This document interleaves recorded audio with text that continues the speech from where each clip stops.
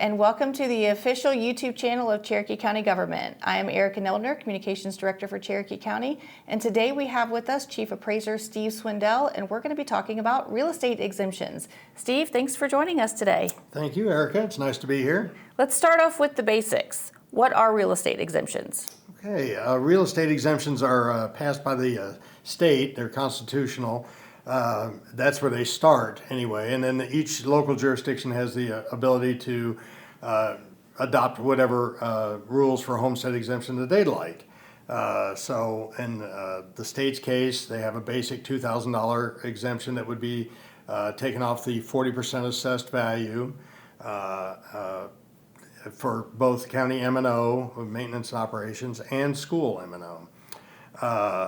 In Cherokee, we've passed other exemptions along the way, beginning with the initial homestead exemption, which was $5,000 for the county M&O, and then the $2,000 remains on the school M&O.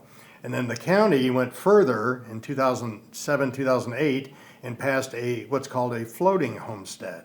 And a floating homestead is something that that adjusts as the property value adjusts, particularly increases.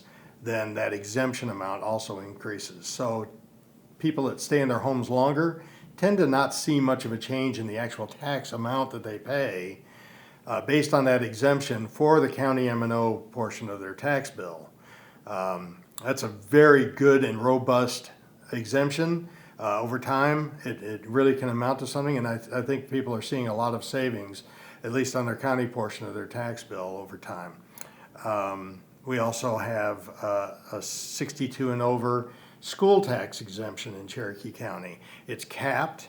There again, a pretty robust cap, but it can exempt up to, currently it's $500,000 thereabouts for property value.